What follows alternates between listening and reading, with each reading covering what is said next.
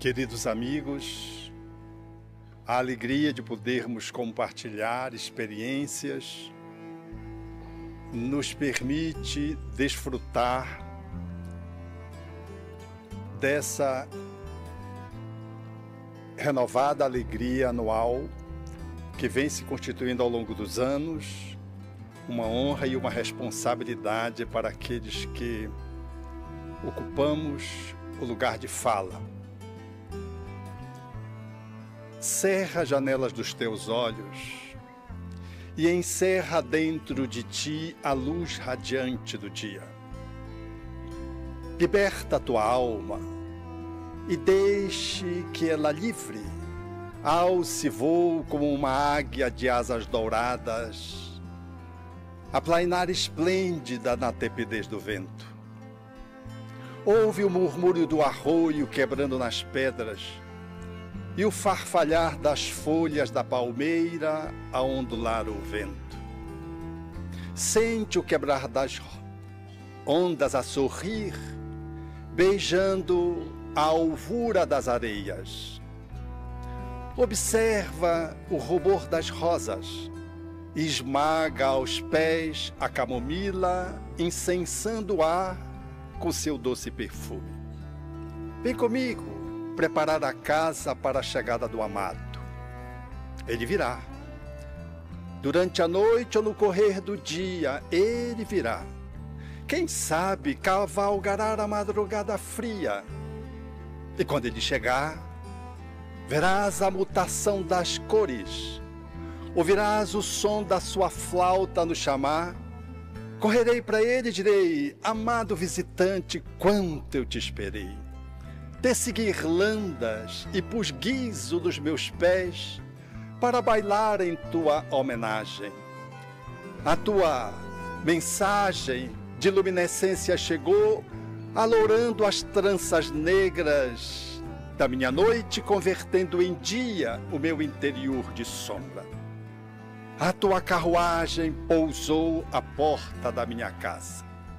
Abri os olhos para ver a luz do dia, mas ela se envergonhou diante do esplendor da tua chegada. Amigo estimado, quis tocar-te trêmulo de medo as tuas virtudes, mas tu não censurastes o meu atrevimento. Estendeste compassivo as tuas mãos de caridade e ofereceste-me as tuas graças. Amigo, enxuga a lágrima furtiva que viaja solitária em tua face. Enxuga a tua lágrima, porque o Consolador chegou. Abre-te em festa, ó alma triste, e rejubila-te comigo diante do amado que chegou. Esmaguemos aos pés o sândalo e a camomila e aguardemos em silêncio para que os seus pés transformem em perfume a sua chegada. A minha alma exulta, o meu coração pulsa, as bailarinas voltarão a bailar, tocando símbolos, tinindo guizos, os cantores voltarão a cantar, e eu que nunca cansei de te esperar, coloco a candeia sobre o velador, a fim de iluminar aqueles que não conhecem o teu amor. Amado visitante, agora que tu chegastes, eu seguirei contigo, esmagando rosas, acendendo estrelas, despertando o sol, prateando a noite, aljofrando de espuma o rigor da areia, levando pela mão um amigo. E contigo seguirei desfrutando da tua semeadura. É a fala de Tagore, psicografada, que fala de forma metafórica da chegada do Consolador. E é surpreendente, porque a morte se nos revela sempre surpresas que às vezes são mais fascinantes do que a vida a qual nós tentamos reduzi-la a um corpo. Tanto para religiosos, como para filósofos, como para cientistas. as surpresas se multiplicam, mas se tornaram de uma forma mais enfática quando a lápide dos túmulos se ergueram para que os mortos pudessem recolocar a mensagem crística na terra. E foi nessa ocorrência que também a ciência foi convidada a visitar a morte e os mortos, os fantasmas. E dentre tantos cientistas que se multiplicaram pelo mundo fazendo as suas análises, William Crookes, na Sociedade Real de Londres, seria designado para fazer o mergulho das experiências que vão para além do véu da morte. E esse notável pesquisador, descobridor da ampola de Crookes, haveria de lidar com uma jovenzinha de 15 anos, Florence Cook, e se demoraria fazendo a análise, a pesquisa, rigorosamente controlada, durante 3 anos. As últimas sessões, os 6 últimos meses, se sucederam na sua própria casa, onde ele tinha o maior rigor e o controle da Sensitivo, que sempre comparecia com uma mala sem chaves e se entregava às experiências que se multiplicavam cada vez mais fascinantes, à medida que a ciência de pesquisa foi se afirmando através de William Crookes, revelando-se séria, disciplinada. Os últimos 6 meses foram fascinantes. Florence Cook, deitada no canapé, ensejava doar o ectoplasma para que o espírito que se autodenominava Florence Cook, Kate King, o espírito que se apresentava materializado, a princípio de modo instável, mas para as sessões, quando à medida que foram se seguindo e foram se consolidando, Kate King se mostrava tão abundante, tão íntegra e tão integral, que era possível dialogar com os assistentes. Um estenógrafo cuidava de fazer os registros da comunicação. E o pesquisador, diante da surpresa da morte que revelava o fantasma materializado, fazia os seus registros, as suas perguntas, a sua análise. Análise essa que foram se consolidando a pouco e pouco. E numa das sessões, Kate King pediu para que ele pudesse ajeitar a médium que tinha escorregado do canapé. Ele foi para além daquilo que separava o ambiente onde o espírito se manifestava e o lugar mais privado onde a Sensitivo entrava em transe, e pôde ajudá-la a se recompor, vendo o espírito materializado de pé ao seu lado. Mas à proporção que as sessões foram se dando, o cuidado do pesquisador na aferição da verdade, para que a surpresa não pudesse ser confundida com ilusão, com alucinação, com fantasia, com fraude, ele mais meticulosamente exigiu de si mesmo para comprovar de que aquela realidade de que ele estava lidando era de fato um fato. E assim, ele pôde fazer os registros pulmonares, na ausculta pulmonar, seja do espírito que estava materializado, e em seguida, após a sessão da médium, da Florence Cook, que estava saída do transe. E era possível ver os ruídos estertorosos na médium que saía de uma gripe, enquanto que Kate King apresentava o murmúrio vesicular, a manifestação pulmonar, de uma forma livre, suave, sem qualquer estertor que pudesse significar alguma alteração. Mas os batimentos cardíacos, mais do que isso, o tamanho, que deveria ser entrevisto numa das últimas sessões, quando o cientista pôde ensejar a fotografia, valendo-se da luminosidade que o óleo fosforado permitia. Ele fotografou-se ao lado do espírito materializado e depois, diante da mesma objetiva, Após a sessão, a médium se colocou na mesma posição para que uma foto pudesse então ser justaposta à outra e ver-se a diferença. Era gritante a diferença. Os espíritos que ali estavam presentes, um reencarnado e o outro materializado, eram distintos, da cor da pele, dos lóbulos da orelha, das cicatrizes. Mas como isso tudo parece que não fora suficiente, o cientista tomou uma mecha do cabelo do espírito materializado para comparar, porque ambos eram castanho, mas a da sensitiva era um castanho escuro, quase negros, enquanto que do espírito materializado era um castanho claro, quase louro.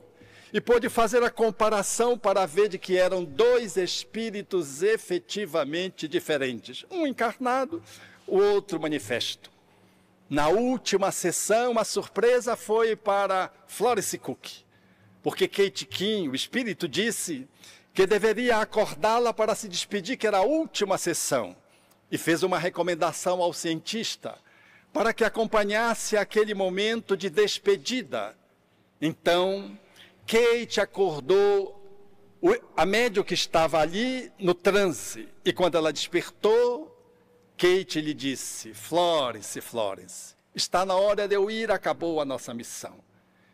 Florence Cook lidou com o espírito como se tivesse uma intimidade incrível, pôs-se em prantos, e na medida em que o diálogo foi se estabelecendo, ela não deu conta de sustentar a emoção e tombou nos braços do cientista, cuja recomendação o espírito tinha lhe feito para recliná-la ao solo sem que ela pudesse sofrer qualquer trauma. E ele assim o fez delicadamente, e quando ele olhou, o espírito já não mais estava. William Crookes publicaria o resultado da sua pesquisa. E 30 anos depois, pesquisas que se encerraram no ano de 1868. E 30 anos depois, ele voltando a manifestar-se acerca da pesquisa, ele disse que ele não só confirmava aqueles fatos, mas ele aditaria outros tantos ao longo daquele tempo. E concluiu dizendo que, efetivamente, aquilo que eram os fantasmas materializados e que o Espiritismo ali assinalava como sendo uma verdade, era uma verdade incontestável. William Crookes surgiu há um tempo em que Allan Kardec também mergulhava na fenomenologia e nos fenômenos mediúnicos para dizer que o Espiritismo nasceria não de uma fantasia ou de uma teoria da cabeça de um homem, mesmo que fosse ele. Nasceria dos fatos, o argumento sem réplica. E, a partir de então, o codificador faria a afirmativa de que os espíritos se apresentavam tangíveis, materializados, de que as aparições, elas chegavam a esse ponto da tangibilidade. Era, portanto, esse sincronismo, essa conjunção que caracterizaria bem a universalidade do ensino dos espíritos, fazendo com que a humanidade acordasse para entender que a vida esvai-se para além do berço e para além do túmulo, e de que a existência corpórea é uma experiência do espírito na perspectiva da evolução. Allan Kardec faria de o céu e o inferno aquilo que nós diríamos na linguagem acadêmica de hoje, a pesquisa de campo, para poder fazer dessa coleção de comunicações a humanidade que se colocava para além do corpo, porque não era outra senão a dos homens que deixaram a estrutura corpórea. A comunicabilidade dos espíritos estava assinalada. E era importante dizer que já não era uma tese religiosa, um artigo de fé, uma experiência de crença filosófica. Era um fato manifesto através da experiência e que surgia espontaneamente e que poderia se repetir numa sessão ou noutra, porque os espíritos tinham livre-arbítrio, e de que, portanto, os cientistas da época não detinham categoria para falar sobre o espiritismo, considerando que eles estudavam a matéria, e o espiritismo estudava o objeto, que era o espírito imortal, que tinha livre-arbítrio, e de que não tinha, portanto, não se submetia, portanto, às mesmas regras que a ciência utiliza para estudar os elementos materiais. Assim, o codificador nos ensejou oferecer essa portentosa doutrina que veio no bojo dessa nova era, da qual o espiritismo faz parte como uma alavanca para acelerar o progresso da humanidade. Progresso esse que se faz por si mesmo. O espiritismo seria esse poderoso auxiliar ao progresso, através da sua força moral, que ensejaria, portanto, dar uma ética à vida, postulando então que o homem pudesse ser feliz de uma forma mais consciente. E seria um poderoso auxiliar, porque a sua ação, ela se debruçava sobre os diversos ramos do conhecimento humano, e também porque ela caminharia com o progresso. O espiritismo não teria a pretensão da verdade última e caminharia com o progresso, porque se a ciência demonstrasse que o espiritismo estivesse em erro em algum ponto, ou revelasse alguma coisa nova, o espiritismo abriria a mão do ponto em que estivesse errado e também acolheria as contribuições das verdades novas reveladas, dizendo assim que o espiritismo não seria superado, não porque fosse o último grito do progresso, mas sim porque era uma doutrina progressiva e que não se manifestava de uma forma dogmática, como se fosse detentora da verdade e de uma infalibilidade. Essa flexibilidade que Allan Kardec nos ensejou oferecer, deu-nos a oportunidade de ter essa doutrina, a acessibilidade a ela, e de podermos nos identificar com ela, seja pelo viés mais da ciência experimental, das conjecturas filosóficas, ou mesmo dos aspectos ético-morais que nos ensejam essa conexão com o divino através da religião natural, essa religião dinâmica, como assim se referiram ao espiritismo à sua época. Mas, sobretudo, daqueles que conseguimos conjugar essas dimensões e fazemos do espiritismo essa doutrina que não tem medo da morte e que nos fala de que dói mais a morte moral do que a morte física. E a surpresa na comunicação dos espíritos, nas suas diversas manifestações de níveis de consciência, ensejou que o céu e o inferno pudesse documentar de que o elemento mais importante nessa viagem para o mundo espiritual é o bem que vivemos na Terra. O bem é definidor de como chegaremos do outro lado e como nutriremos esse céu tão desejado interior a partir desse conteúdo de vivência que nos identifica com o divino através da observação às leis naturais. E assim, vivendo o bem, estaríamos então em condição de desfrutar após a morte de uma condição favorável, planificante, gratificadora. E o inverso também era verdadeiro. Se nos entregássemos a atitudes negativas, se deixássemos que as nossas imperfeições nos engolissem, nós estaríamos condenados a poder lidar com as nossas consequências por um tempo, fora do corpo, pós-morte, experimentando o desagrado de alguém que fez uma andança desengonçada e que, após surgir fora do corpo, se depararia com a verdade da realidade do mundo espiritual, cuja sintonia da consciência ensejaria uma vinculação grupal, hora de sofrimento, hora de planificação, seja aqueles que se entregassem ao mal ou aqueles que se dedicassem ao bem. Essa contribuição que o Espiritismo vai nos oferecendo em o céu, o inferno, dá-nos a oportunidade de poder ver no cotidiano essas ocorrências se dando conosco. Na minha experiência, ao longo desse tempo em que a misericórdia divina me permitiu nascer no lar espírita e convivendo com os amigos, médiuns, e com a literatura espírita, naturalmente, que nós fomos nos beneficiando de um acervo de experiências que mostram que essa surpresa pode ser muito positiva ou ela pode ser muito negativa, dependendo da forma como nós andamos com os nossos passos no caminho da vida. Se vamos observando a verdade, seguindo a amorosidade, linkado ao Criador, é inevitável que as consequências sejam correspondentes.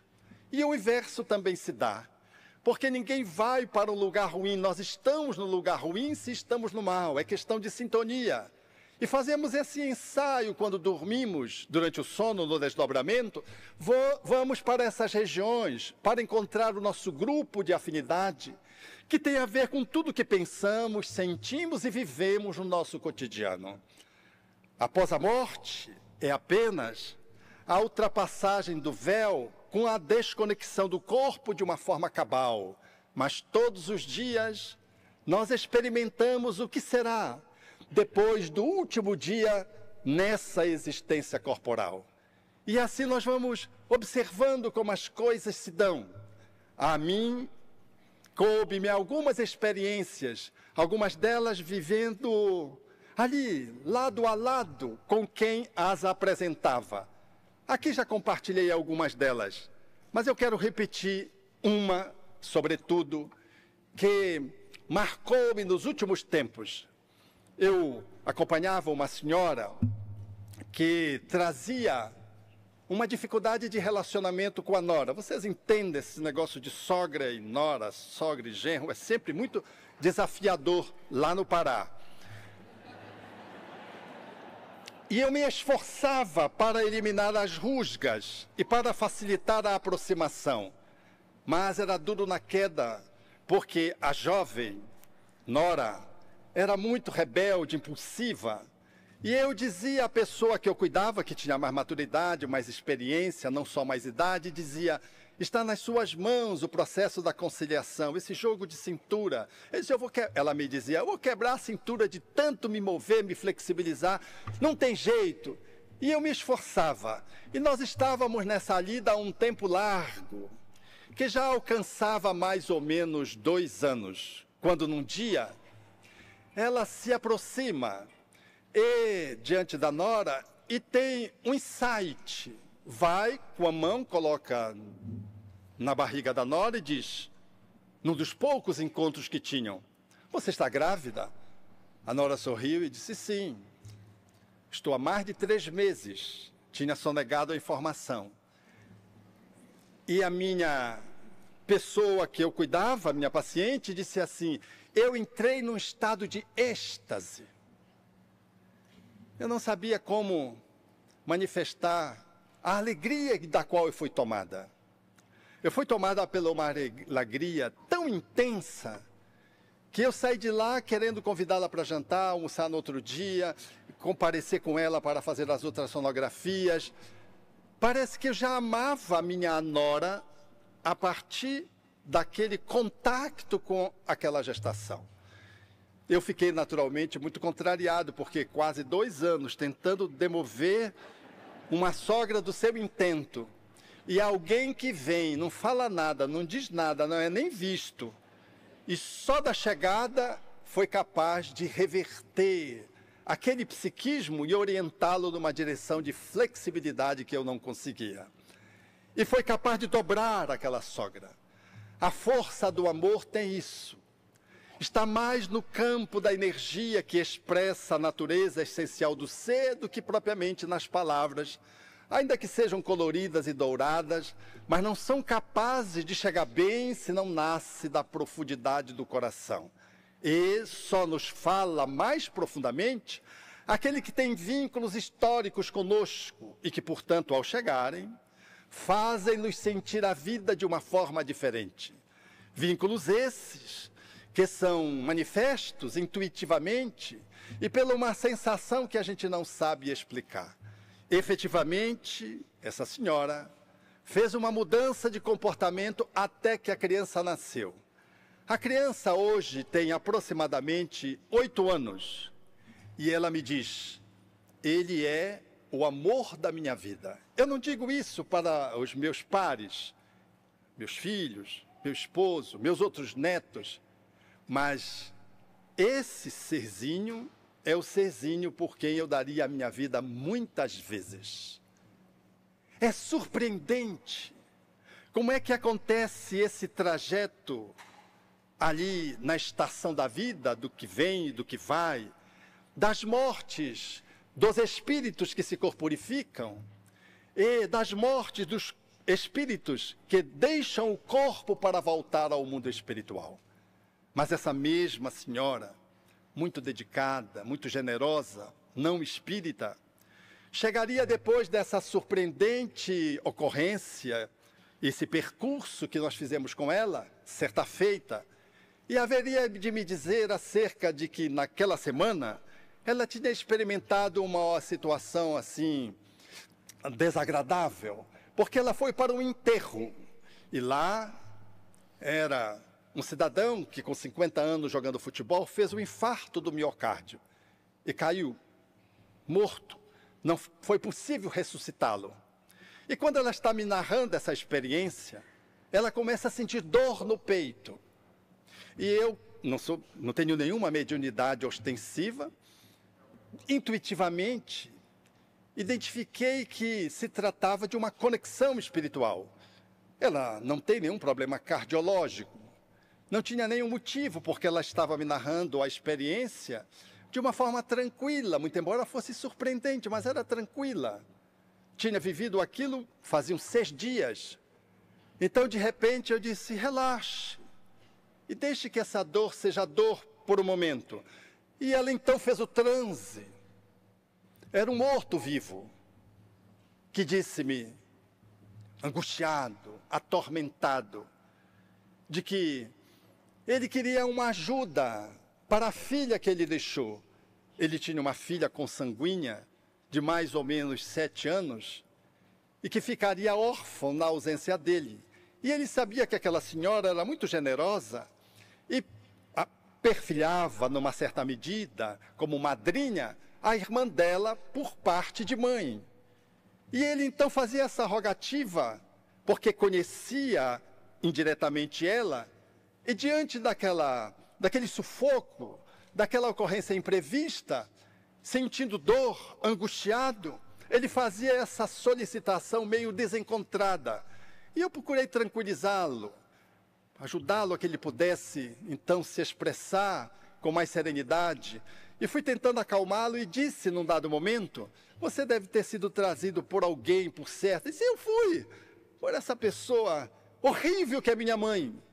E ele falou mal da mãe, eu fiquei assim, porque normalmente a gente não fala mal da mãe, a gente acusa a mãe do outro. No trânsito, quando você vai no trânsito e alguém lhe corta, você, naturalmente, se não tem o controle e ainda não aprendeu as regras da civilidade no ambiente público, você pode, de algum modo, dizer alguma coisa para o condutor daquele que trancou você, alguma referência não pouco elogiosa à mãe dele, não à sua. A sua sempre você guarda no escrínio. E eu tentei dizer: mas foi a sua mãe que lhe trouxe? Ele disse: foi, e começou a falar mal da mãe. E eu fiquei muito intrigado porque ele falava mal da mãe. Mas disse-lhe: pois bem, mas você está aqui para ser ajudado. Nós estamos aqui. Era no meio de uma consulta médica, psicoterapêutica. Não era um centro espírita. A senhora não é espírita. A senhora não tem mediunidade ostensiva, pelo menos não tinha até então. Foi um fenômeno que se deu assim, extemporaneamente. Então, nós cuidamos daquele espírito e ele se foi, e a senhora também se foi. Semana depois ela chegou e disse: doutor Alberto, eu estou muito intrigada com o que aconteceu aqui naquele dia. Eu disse: mas pelo quê? Ela disse: não, com aquele espírito que o senhor disse que foi, que falou por mim aquilo tudo que eu sei, que eu ouvi, ele falando por mim. Eu disse: mas o que é que você achou? Não, ele falou mal da mãe dele. Falar mal de mãe é alguma coisa muito grave. A médium, como médium, também se ressentiu como eu, fiquei de guarda. E ela disse, eu saí daqui e durante a semana fui pesquisar. E o senhor não sabe que a mãe dele já morreu também mesmo? Eu disse, não, naturalmente que não. Ela disse, pois é, já morreu. E a mãe dele teve ele e não pôde criar ele. E deu para a tia criar. E ele nunca perdoou aquela mãe, porque a mãe dele não o criou. Então ele tinha um ódio, uma raiva, uma mágoa profunda da mãe dele. Então o senhor não acha que faz sentido? O que é que vocês acham? Todo o sentido do mundo. Saímos do corpo e continuamos surpreendentemente de surpresa iguais, como alguém que sai de uma sala cirúrgica sem um apêndice.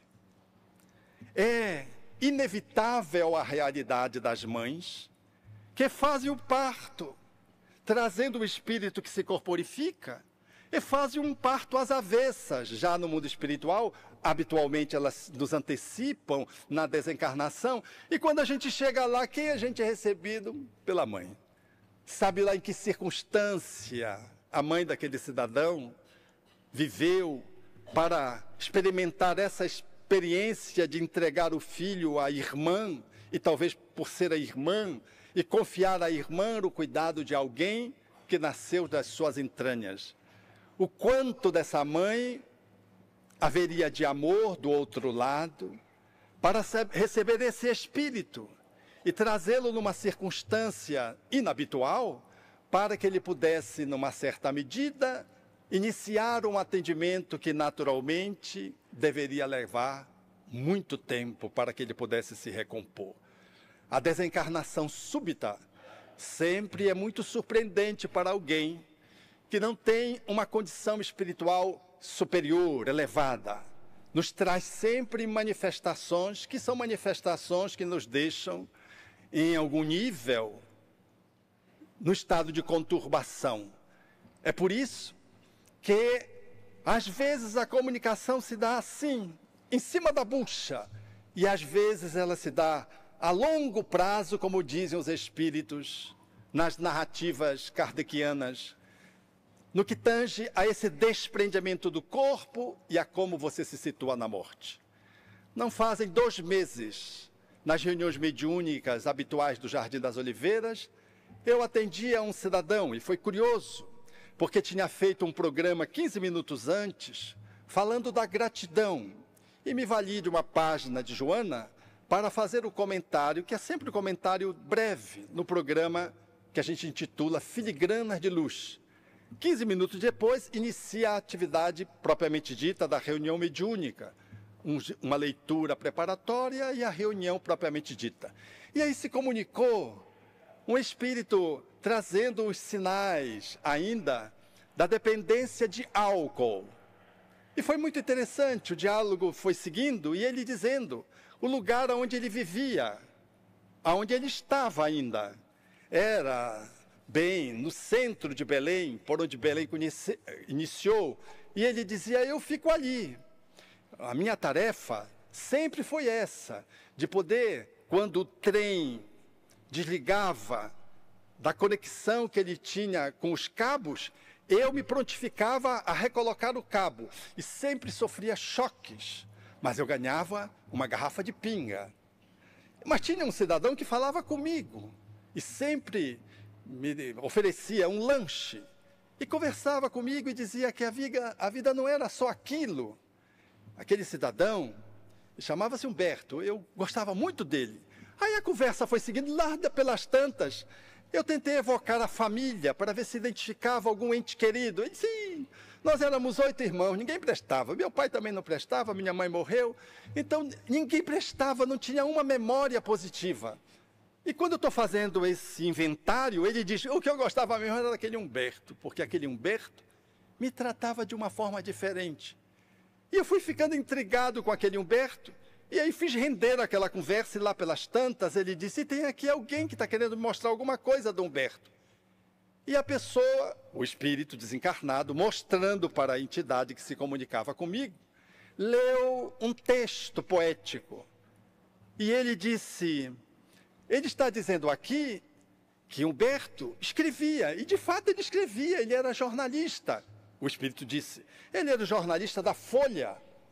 Ele era um bom jornalista, por certo, mas ele viajou para o Rio de Janeiro. E eu tenho muita saudade dele, disse ele. E aí a conversa foi seguindo, lá pelas tantas, ele aceitou ser acolhido na instituição, e o Espírito que mostrou a poesia disse, mas antes que ele dissesse, o cidadão disse, comunicante disse, eles me dizem que se eu ficar aqui ser atendido e melhorar, eu vou ter a chance de ir ao Rio de Janeiro encontrar o Humberto. E aí sim, ele foi, e então o outro espírito chegou e disse que se tratava de Humberto de Campos. E eu fiquei assim, porque sempre com aquela cuidado na avaliação das comunicações espirituais, em Belém do Pará, Humberto de Campos fazia o quê em Belém do Pará, né? Fiquei com a pulga atrás da orelha, como se diz.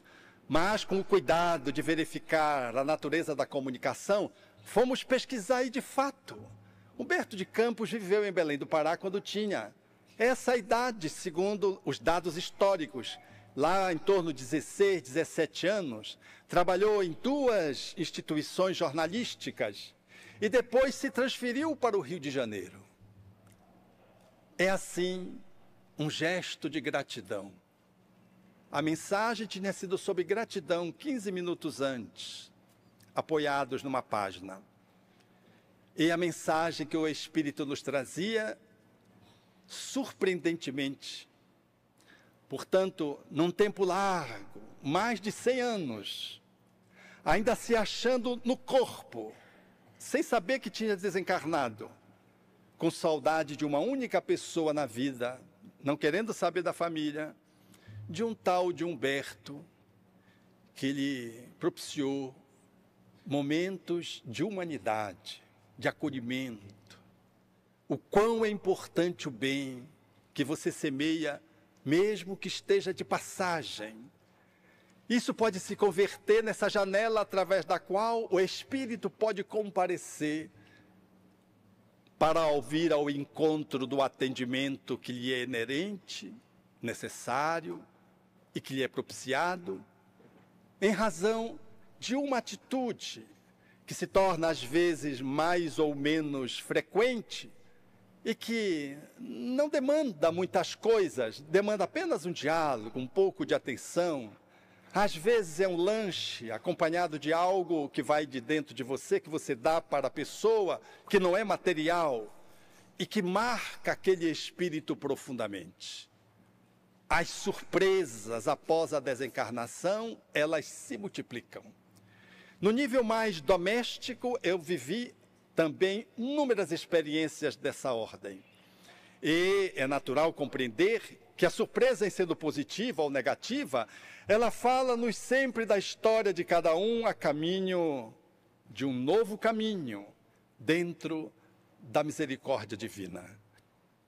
Minha parceira de caminhada, minha esposa, viveu essa experiência com um irmão que sofreu um acidente de automóvel, provavelmente provocado por ele, e ficou numa condição difícil, numa passagem, num entrecruzamento na estrada, e desencarnou, e a família ficou muito abatida.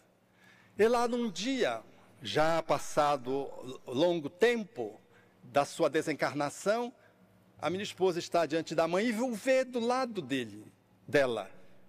E o espírito chorando e dizendo que tinha muita saudade. E que ele sentia a sua saudade se multiplicar, porque a mãe guardava coisas dele. A Adriana não soube entender e perguntou, mamãe, a senhora guarda alguma coisa do Marco? Que era o irmão. Ela disse, por quê? Ela disse, não, é porque eu estou vendo ele, está do seu lado. Ela disse, de que lado ele está? Ela disse, não, está na sua direita. A mãe empalideceu. E ela disse, ele está dizendo que você guarda coisas dele? Você guarda? Por que guardar as coisas? Ela disse, eu guardo, mas coisas específicas relacionadas à desencarnação. Aí a mãe levantou, muito católica, levantou uma imagem da qual ela é devota e tirou debaixo da imagem o pedaço da camisa com a qual ele desencarnou no acidente de carro. Naturalmente, que chorosa, enquanto que o filho chorava igualmente. E quando tudo parecia já estar num bom encaminhamento, o filho diz assim, ela ainda guarda do papai. Ela disse, mamãe, e do papai? Ela puxou a outra imagem e tinha os fios de cabelo do pai, que sofreu quimioterapia. Ela guardou o cabelo e colocou embaixo da outra santa, e ali estava com aquelas duas ocorrências, chorosa, ali reveladas, e o espírito fazendo menção que a dor dela o alcançava, naturalmente, provavelmente por também se sentir culpado, e vendo a dor de mãe que perde um filho que sempre é muito grande, e na ausência do pai, que quando ele desencarnou os filhos eram adolescentes, a dor se multiplicou naquela mãe que solitariamente, agora cuidando dos filhos, perdia um dos filhos, na convivência física naturalmente. E essa ocorrência caracterizou para aquela senhora, minha sogra, que ela é muito curiosa e muito interessante na forma como ela interage com a espiritualidade. Outro dia ela disse, eu quero, com as questões políticas, aborrecida com o cidadão, ela disse, eu quero que ele se fume. Aí a filha disse, mas mamãe, a senhora odeia? Isso é um ódio abençoado, minha filha. Eu nunca tinha visto óleo abençoado. Mas mamãe, não é um... Como é que Maria, porque é o santo de maior devoção, é Maria de Nazaré, como é que Maria pode desejar, tutelar um ódio? E ela disse, não, ela está cuidando dos seus filhos, mas mamãe, o outro também é filho dela. Mas os outros filhos que estão sendo machucados, e ela então disse, mas mamãe... Ela viu o filho dela na cruz e sofreu. Aí ela ficou sem argumento, a minha sogra ficou sem argumento, mas ficou ainda no ódio abençoado. A gente, ao invés de assumir que é uma coisa negativa, a gente coloca ali um pouco de purpurina para ver se diminui a intensidade da negatividade contra nós. É assim a vida nas suas surpresas. Eu olhei agora para o Raul e lembrei de uma experiência que o Raul também viveu nessa expectativa de convivência do movimento espírita, quando ele chegou num lugar, e esse lugar tinha um espírito que queria dar uma comunicação poética, e tinha desencarnado há bem pouco tempo, e ele segurou e não queria deixar o espírito se comunicar. E o espírito queria e ficou... E lá pelas tantas o espírito disse assim, deu uma rasteira no pretinho, disse assim, eu não assino. Aí o Raul, então se você não assina, tudo bem. Aí ele fez a poesia. Aí o Raul leu, aqui eu já estou dando meu colorido, porque eu não vivi essa experiência, né? Aí o Raul leu a poesia para o público, né? Ele não se deu conta, mas quando ele acabou de ler, era um acróstico, o espírito assinou exatamente. O acróstico é aquela, nos versos você vai compondo as letras que compõem a palavra com qual você faz o acróstico. Ele se auto-identificou através dessa estratégia do acróstico. Passou a perna no nosso Raul. É a surpresa, foi surpresa para o espírito, que encontrou uma resistência no Raul, surpresa para o Raul e surpresa para o público, que recebia a comunicação de um espírita da cidade, poeta, e que agora no mundo espiritual dava a sua mensagem de luz, e podia assinar, a despeito da resistência do médium, pelo seu cuidado, pela sua inteireza, pelo seu pudor de resguardar, né? Porque sempre quando uma pessoa morre, o corpo ainda nem esfriou e a pessoa já está se comunicando, eu vejo na internet. O corpo ainda não foi enterrado e já está se comunicando por tal e tal médium que está de plantão. Então, Raul, com esse cuidado, mas o poeta passou a perna no nosso Raul. É assim a vida, graciosa, bela, trazendo as surpresas que todos os dias nos alcançam a vida cotidiana, para dizer que a vida é um contínuo. Lá e aqui são dois mundos que compondo o mesmo número, no mesmo mundo, interagem um sobre o outro em regime de reciprocidade. O mundo espiritual nos traz esses conteúdos para que possamos viver uma vida não como só seres humanos, mas como espíritos imortais que estamos encarnados. E quando lembramos a figura excelsa de Jesus, nós vamos encontrar ali a surpresa, sobretudo para aqueles que se identificam com a mensagem do Mestre, mas sobretudo para aqueles que são judeus, porque Jesus era um judeu. E ele vem dentro da estrutura do seu povo, que era monoteísta e tinha condição de melhor para recebê-lo, a sua mensagem, e ele vem e se revela como um Messias. E surpreendentemente a sua morte é coroada de surpresas pequenas. Meu pai, por que me abandonastes? Até hoje as pessoas pensam que Jesus fraquejou, querendo mostrar que nós também fraquejamos. Não. Ele recitava o Salmo de Davi. Quando você lê o Salmo de Davi, você tem a impressão que está lendo um narrador evangélico.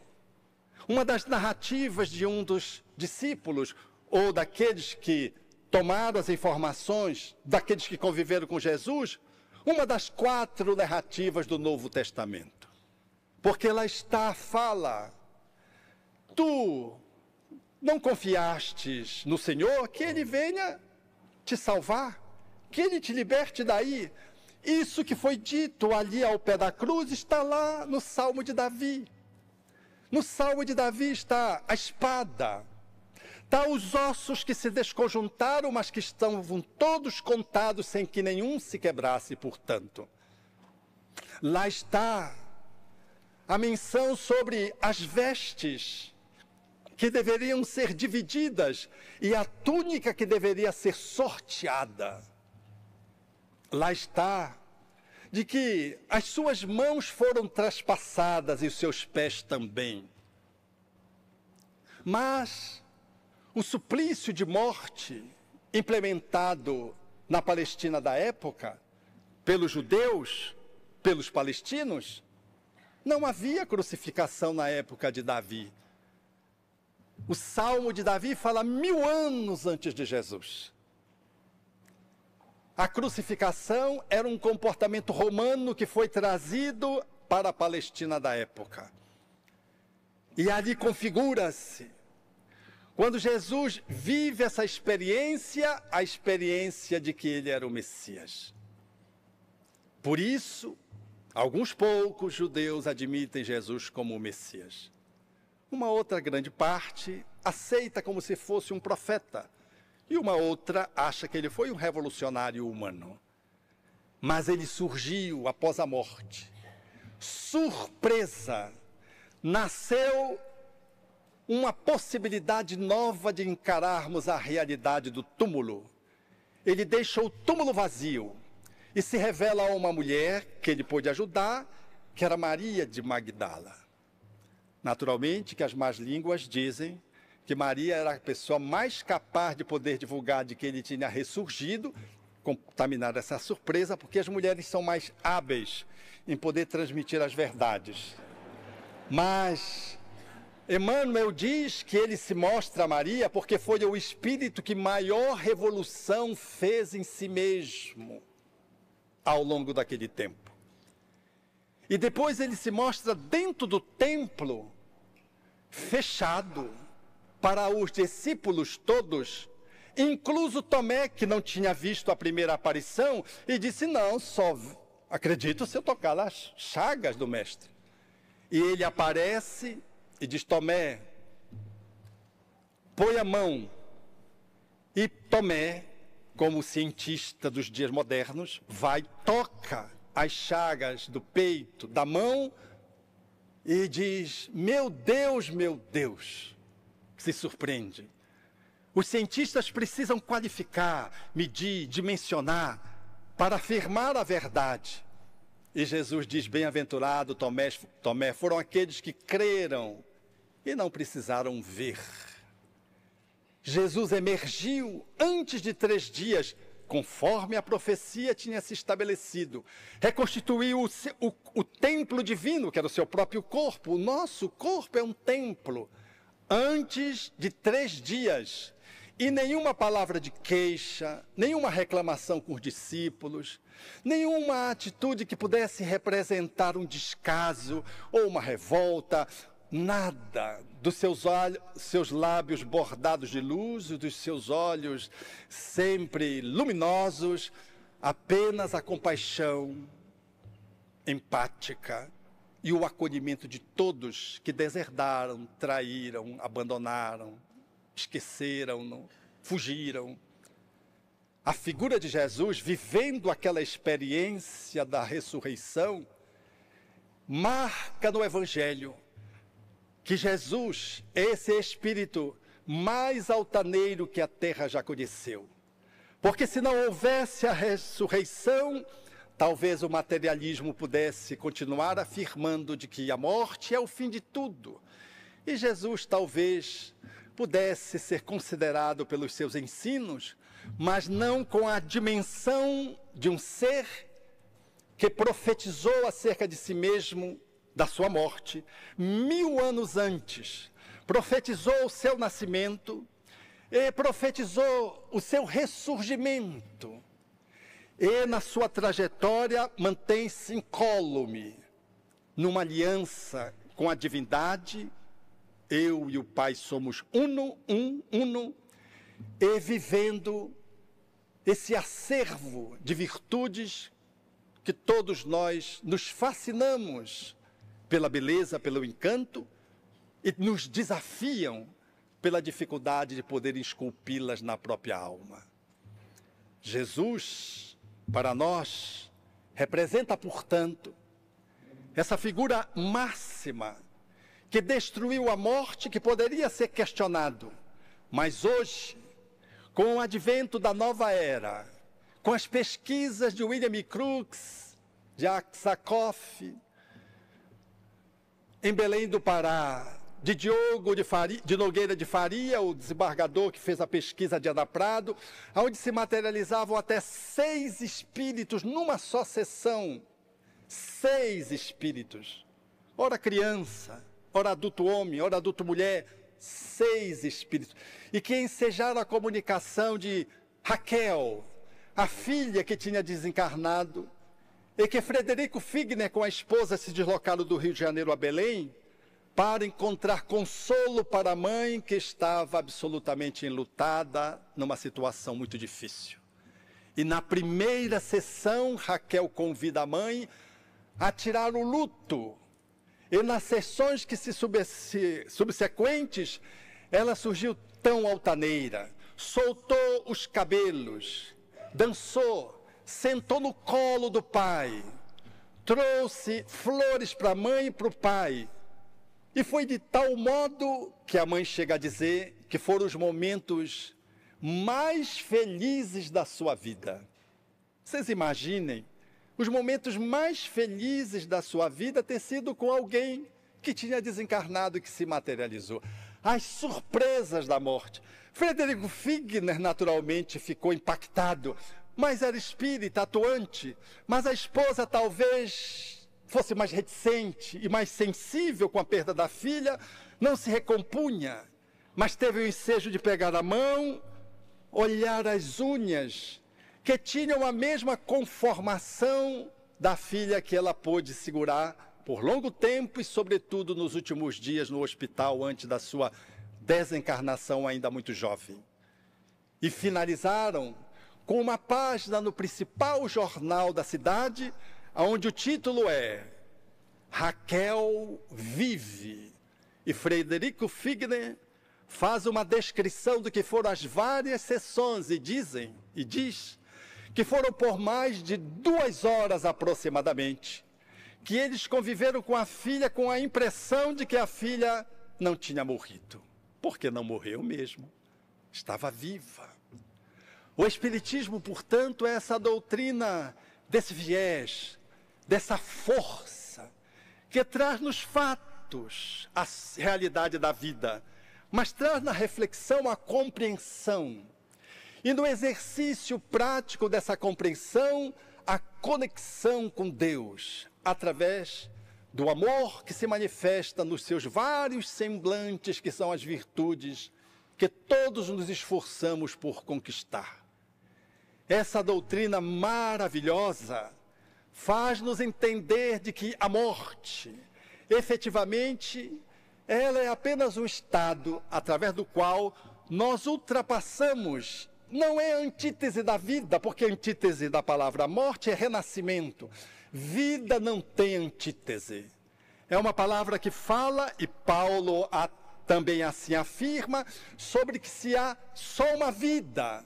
O que faz as pessoas, numa interpretação apressada, dizer que não existe reencarnação em função dessa afirmativa paulina. O Espiritismo, no entanto, nos brinda com momentos como esse, na conferência espírita, que nos afirma a necessidade de podermos fidelizar-nos ao bem que o Espiritismo nos convida e nos conclama. E mostra-nos, para onde a gente olhe, que a misericórdia divina transforma a vida num fenômeno perene. E enquanto consolador, nesses dias, nessa noite penumbrosa, demorada, surge esse consolador como o amado tão esperado da mensagem de Tagore, para que os nossos corações possam confraternizar, diminuindo as suas dores e se solidarizar com outras dores que ainda não tiveram acesso ao Consolador. Enxugar a nossa lágrima furtiva que viaja na face e podermos seguir adiante, fazendo com que a nossa vida seja uma vida melhor de ser vivida e possa transformar a nossa convivência com os outros em espaços aonde se revelam a amorosidade no contato, na fala, no gesto, na palavra escrita, no post, na conferência, no abraço e no silêncio, a vitória do amor, que é inexorável para aqueles que seguimos decididamente viver o bem. Coim e Divaldo Franco fizeram esse poema que nós aqui iniciamos recitando. E Vera Coim era uma companheira que abrigava Divaldo, Raul Teixeira, e eu também tive essa oportunidade, porque eu vou pegando carona, eu vou ficando assim no vácuo. E Vera Coim me disse: Alberto, vem uma voz e me diz: tu viestes a lourar as tranças negras da minha noite, convertendo em dia o meu interior de sombra. Eu não sou poeta, como é que isso vem na minha cabeça? Aí quando eu vou na reunião mediúnica, isso durante o dia, quando eu vou na reunião mediúnica, vem uma psicografia e assina Tagore. Eu digo: esse é obsessor. Ela levou para Divaldo Franco a surpresa da vida após a morte. E Divaldo analisou e disse: não, é Tagore. Vamos fazer uma publicação juntas. Você lê as poesias de Divaldo e de Vera Coim, você não sabe de quem é o médium. Tal a fidelidade do espírito com que ele se comunica. Vera Coim, cuidando de crianças numa atividade espírita em Pernambuco, com muita dedicação junto com o esposo, deixou-nos essa pérola chamada, composta com Divaldo, Ondas de Luz. E esse poema que fala do Consolador prometido cifradamente. Cerra as janelas dos teus olhos e encerra dentro de ti a luz radiante do dia. Liberta a tua alma e deixa que ela livre, alce voe, como uma águia de asas douradas a plainar esplêndida na tepidez do vento. Ouve o murmúrio do arroio nas pedras e o farfalhar da palmeira a ondular ao vento.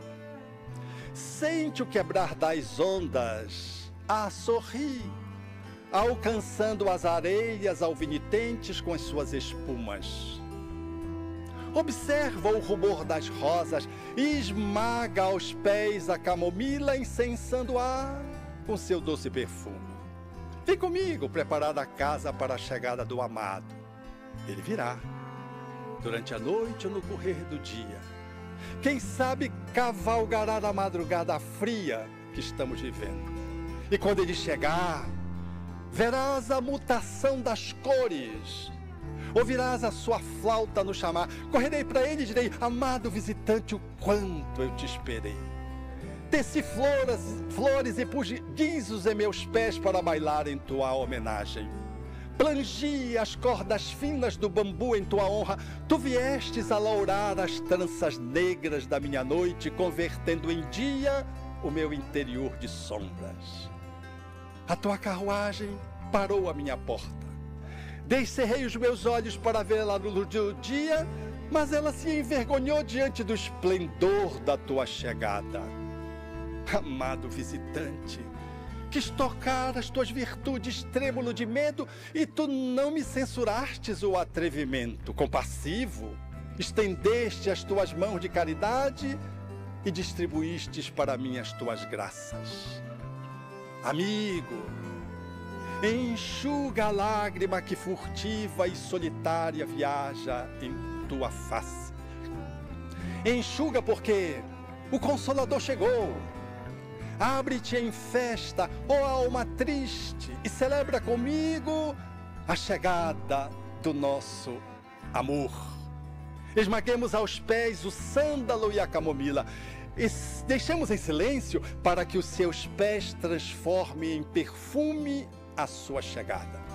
A minha alma exulta, o meu coração pulsa, as bailarinas voltarão a bailar, tocando símbolos, tinindo guizos, os cantores voltarão a cantar, e eu, que nunca cansei de te esperar, acendo a candeia e coloco sobre o velador para dar luz àqueles que não conhecem o teu amor. Amado visitante, agora que eu te encontrei, seguirei contigo, esmagando rosas, acendendo estrelas, despertando o sol, prateando a noite, aljofrando de espumas o rigor da areia, levando pela mão um amigo, e seguiremos juntos, transformando nas almas os céus que se avolumam dia ao dia na transformação dos infernos que cedem diante do amor que provém de nosso Senhor. Gratidão.